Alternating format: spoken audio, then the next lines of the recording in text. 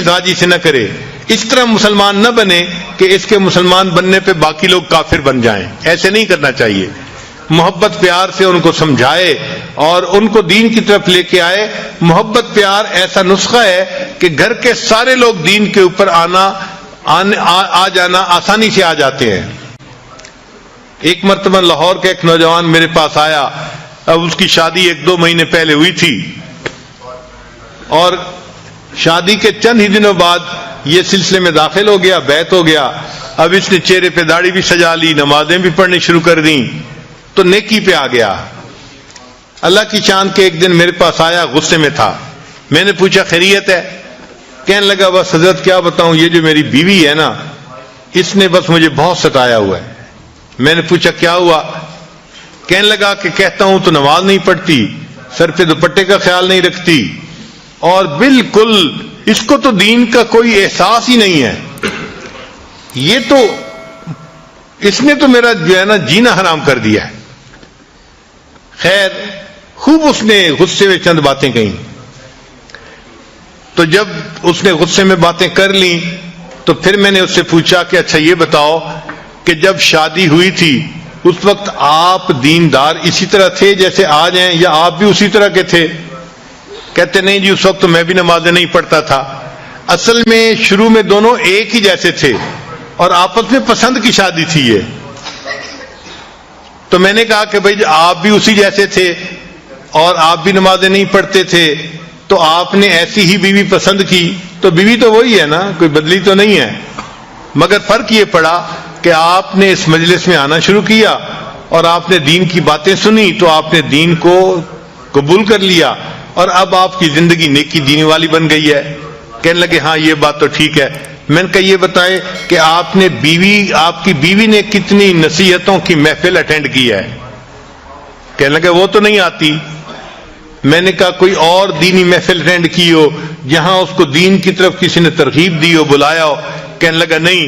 میں نے کہا پھر وہ کیسے دوپٹہ کرے گی سر کے اوپر اور کیسے وہ پردے کا خیال کرے گی، نمازیں پڑھے گی؟ اس کو تو سمجھانے والا کوئی ہے ہی نہیں. آپ کو تو سمجھانے والے مل گئے، اس کو تو نہیں نہ ملے.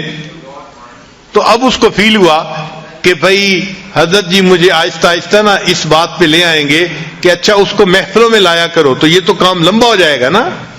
اور وہ تو جلدی حل چاہتا تھا کہ حضرت جی مجھے کہیں وہ نماز نہیں پڑھتی، تم جاؤ ذرا اس کو سیدھا کرو.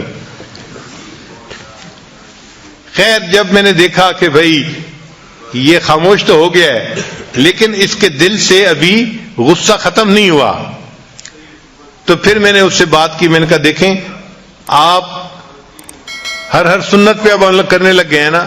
کہنے لگا جی میری کوشش ہوتی ہے ہر بڑی اور ہر چھوٹی سنت کے اوپر عمل کروں، میری پوری زندگی سنت کے مطابق ہو جائے، اور آپ بھی یہی تلقین کرتے ہیں. میں نے کہا اچھا میں آج آپ کو ایک سنت بتاتا ہوں، آپ اس کے اوپر عمل کریں. کہنے لگا جی. میں نے کہا آپ واپس جاتے ہوئے کسی دکان سے مٹھائی کا ڈبہ ساتھ لے جائیں اور جب گھر جائیں تو دسترخوان پہ جب ڈبہ رکھا جائے تو اس میں سے مٹھائی کا ایک پیس اٹھا کے اپنی بیوی کے منہ میں ڈالنا.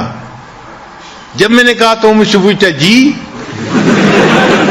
میں نے کہا بھائی میں فارسی نہیں بول رہا، میں آپ کی زبان میں ہی آپ سے گفتگو کر رہا ہوں کہ آپ ایک مٹھائی کا ڈبہ لے کے جائیں اور بیوی کو ہدیہ دیں، اور جب دسترخوان پہ وہ ڈبہ رکھا جائے تو اس میں سے ایک پیس اٹھا کے تو اپنی بیوی کو مٹھائی کھلائیں. جب میں نے کلیئر لفظوں میں پھر کہا پھر اس کو بات سمجھ میں آئی. کہنے لگا جی بہت اچھا. خیر وہ بندہ چلا گیا. اللہ کی شان کے چند دنوں کے بعد وہ آیا اور اس کی آنکھوں سے آنسو تھمتے نہیں تھے. میں نے پوچھا کیا ہوا؟ کہنے لگا حضرت خوشی کے آنسو ہیں. میں نے پوچھا کس خوشی کے؟ کہنے لگا کہ میں جاتے ہوئے مٹھائی کا ڈبہ لے کے گیا اور گھر والوں نے پوچھا بیوی نے کہ یہ کیا لائے؟ تو میں نے کہا میں آپ کے لیے گفٹ لے کے آیا ہوں. تو بڑی حیران ہوئی، اچھا آپ میرے لیے گفٹ لے کے آئے ہیں؟ میں نے کہا ہاں.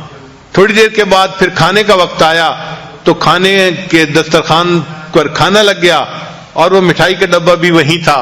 کہنے لگے میں نے آپ کی جو ہے وہ نصیحت کے مطابق مٹھائی کا ایک پیس اٹھایا اور ایک گلاب جامن میں نے اپنی بیوی کے طرف کیا تو وہ میری طرف دیکھنے لگی کہ کیا مطلب ہے. میں نے کہا کہ یہ میں تمہیں خود اپنے ہاتھوں سے کھلانا چاہتا ہوں. کہنے لگے وہ حیران. خیر اس نے وہ گلاب جامن تو کھا لیا.